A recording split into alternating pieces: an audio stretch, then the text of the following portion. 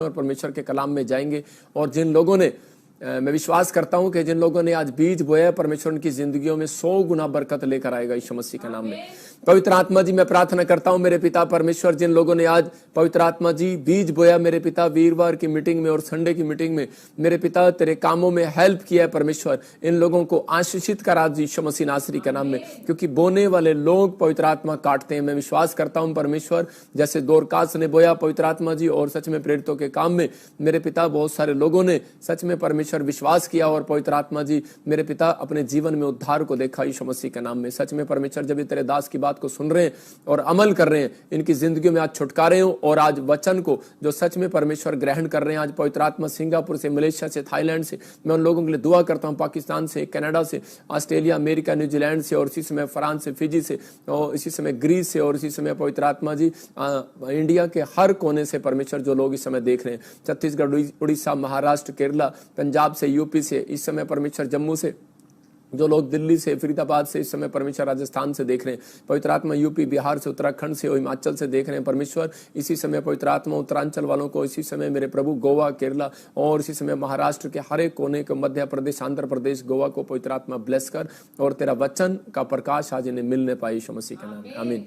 अपने हाथों को उठाओ और फिर से कहो कि हाँ परमेश्वर, मैं विश्वास करता हूं कि इस समय पवित्र आत्मा आपने मेरी जिंदगी में बड़े बड़े काम किए। आज बहुत सारे लोग जो है अपनी लाइफ के अंदर आशीषित होना चाहते हैं, लेकिन वो कई बार आशीषित नहीं हो पाते, तो उसी समय वो निराश होकर कई बार ऐसा बोलते हैं कि शायद परमेश्वर हमारे से नाराज है, शायद परमेश्वर हमसे नाराज है। लेकिन मैं उन लोगों को बताना चाहता हूं कि हाँ, कई बार सच आपके मुंह से निकलता है, परमेश्वर नाराज होता है बहुत सारे लोगों से। कह रहा है क्यों, कारण क्या है? कह रहा है क्योंकि परमेश्वर के क्रोध के नीचे एक विश्वासी भी कई बार कह रहा है अपनी गलतियों के कारण परमेश्वर के क्रोध के नीचे रहता है और उसको पता ही नहीं होता कि परमेश्वर का क्रोध मेरे ऊपर है।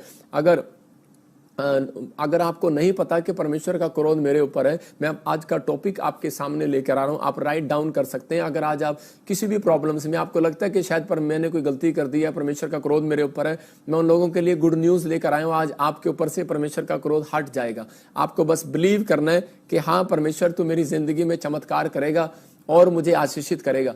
मैं उन लोगों के लिए विश्वास कर रहा हूं कि जो लोग इस समय ये बिलीव कर रहे हैं और लिख रहे हैं, परमेश्वर उनके जीवनों में चमत्कार करेगा। आज बहुत सारे लोगों के ऊपर क्रोध रहता है परमेश्वर का, लेकिन उन्हें पता ही नहीं होता कि परमेश्वर का क्रोध है कि शैतान का क्रोध है आपके ऊपर या किसी इंसान का क्रोध है। आपको ये जानना जरूरी है। कह रहा है कि अगर आपके ऊपर कोई बार बार कोई मुसीबतें आ रही हैं, समस्या आ रही है, कहीं ऐसा तो नहीं परमेश्वर का क्रोध के नीचे तो नहीं है एक विश्वासी या फिर एक जन, कोई ऐसा जन जो परमेश्वर के क्रोध के नीचे हो। इसी समय अपने हाथों को उठाओ और बोलो, परमेश्वर अपने क्रोध को मेरे ऊपर से शांत कर दे यीशु मसीह के नाम में। क्योंकि बाइबल बोलती परमेश्वर का क्रोध तो क्षण भर का है, सिर्फ क्षण भर का, लेकिन परमेश्वर अपने लोगों को छुड़ाना चाहता है। हम उत्पत्ति की किताब में देखते हैं कि 4:12 में हम जब देखते हैं वहां पर जेनेसिस चैप्टर में उसके 4:12 में कि एक जगह आदम हवा के जो बच्चे थे, कैन और हाबिल, और उसी समय कैन ने गलती किया अपनी जिंदगी में, लेकिन वो उसको समझ ही नहीं पा रहा कि परमेश्वर का क्रोध उसके ऊपर है कि नहीं।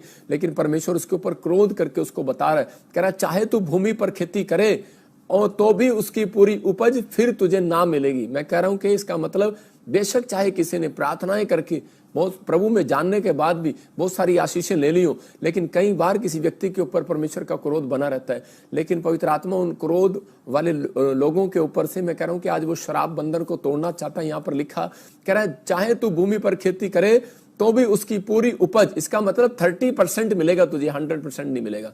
बहुत सारे लोग चर्च के अंदर जाते हैं और 30% घर लेकर आ जाते हैं, लेकिन आपको बता रहा हूं कि परमेश्वर 100% देने वाला परमेश्वर है। इसहाक को परमेश्वर ने 100% दिया, 30% नहीं दिया। मैं कह रहा हूं कि अगर आज आप भी विश्वास कर रहे हैं कि हाँ परमेश्वर तू मुझे 100% देगा, तो मैं उन लोगों के लिए खास कर बोल रहा हूं कि उन लोगों की जिंदगियों में 100% आशीष आ सकती है। लेकिन यहाँ पर कैन को पता ही नहीं है, लेकिन यहाँ परमेश्वर ने उसको समझाया कि तू 30% बोएगा, 30% काटेगा। और कह रहा और तू पृथ्वी पर भटकने वाला और भगोड़ा होगा। आज ऐसे ही मनुष्य है, कह रहा कि वो मसीह में आने के बाद या फिर कहीं किसी न किसी कारण से वो आशीष पा तो लेता है, लेकिन कई बार हम अपनी गलतियों की वजह से फिर भी हम भटकते रहते हैं। आज मैं वहाँ बिजनेस कर रहा हूँ, आज वहाँ कर रहा हूँ, आज मैं वहाँ ये चीज़ कर रहा हूँ, आज मैंने वहाँ दुकान खोली, आज मैंने वहाँ जॉब किया, लेकिन सक्सेसफुल नहीं हुआ। लेकिन मैं उन लोगों के लिए बता रहा हूँ कि कई बार परमेश्वर आपको कहीं ना कहीं से कहीं एक जगह फिट करना चाहता है, लेकिन कई लोगों के ऊपर क्रोध बना रहता है परमेश्वर का। यहाँ पर ये उपाय नहीं जान पाया। आज का हमारा टॉपिक यही है कि परमेश्वर का क्रोध क्यों आता है और कैसे आता है, और परमेश्वर से क्रोध के बचने के लिए हम क्या करें। उन लोगों के ऊपर क्रोध आता है जो खुदा की दी इंस्ट्रक्शन को लिख सकते हैं आप कि परमेश्वर का क्रोध उन लोगों के ऊपर आता है जो खुदा की दी इंस्ट्रक्शन का पालन नहीं करते और कह रहा कि अपनी कमिटमेंट से मुकर जाते हैं। मतलब जो कमिटमेंट परमेश्वर के सामने किया और उसके बाद हम मुकर गए, तो उसके बाद कह रहा है कि परमेश्वर का क्रोध उन व्यक्तियों के ऊपर आता है। यहां पर कह रहा है कमिटमेंट थी इस इंसान की, लेकिन ये कर क्या रहा है, ये आदम और उसी समय हव्वा का बच्चा होकर, मतलब परमेश्वर के जनों का, परमेश्वर के विश्वासियों का बच्चा होकर, और देखो क्या कर रहा है, उसी समय अपने भाई के ऊपर ईंट चला रहा है, क्रोध कर रहा है। इसका मतलब परमेश्वर की दी हुई इंस्ट्रक्शन का पालन नहीं किया। जैसे निर्गमन की किताब में परमेश्वर ने कहा कि क्रोध ना करना, हत्या ना करना, मतलब जो इंस्ट्रक्शन परमेश्वर ने दी, जब हम उसको फॉलो नहीं करते तो उसी समय दुख उठाते हैं। मैं आज आपको बता रहा हूं कि इससे आपको बचने के उपाय बता रहा हूं कि आपको क्या करना है। आपको 5 सीक्रेट अपनी जिंदगी में स्क्रीन पर हम देखेंगे। कह रहा है कि आपको परमेश्वर के क्रोध से बचने के लिए आपको ये स्क्रीन पर आपको मैं दिखा रहा हूं कि इस समय आपको नोट करना है। धर्मी की चाल चलें। कह रहा है कि परमेश्वर का क्रोध कैसे हटेगा।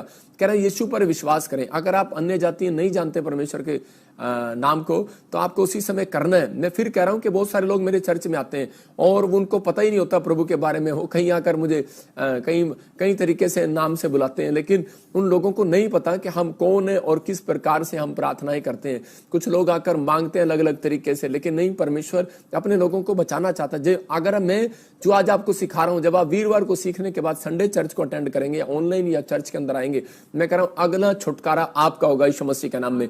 अगली चंगाई आपकी होगी, अगली बरकत आपकी होगी यीशु मसीह के नाम में। देखना आपने कि पहला धर्मी की चाल चलें। कह रहा दूसरा यीशु पर विश्वास करें और पश्चाताप करें, उस समय यीशु मसीह से माफी मांगे। और इसी समय कह रहा है कि प्रार्थना की भेंट चढ़ाएं। कह रहा है प्रार्थना में भेंट चढ़ाएं। जैसे ये प्रार्थना करने के लिए जब आप भेंट करते हैं, इसका मतलब जब आप सुबह उठते हैं तो परमेश्वर के साथ एक भेंट करते हैं। प्रार्थना करना एक भेंट करना है। कह रहा है प्रेम करो लोगों के साथ, और कह रहा है क्रोध वाले चरित्र से बच जाओ। कह रहा और नम्रता का चरित्र पहन लो। मतलब अगर आपके अंदर आज भी क्रोध वाला चरित्र है तो परमेश्वर आपको धर्मी की चाल चलने के लिए धर्मी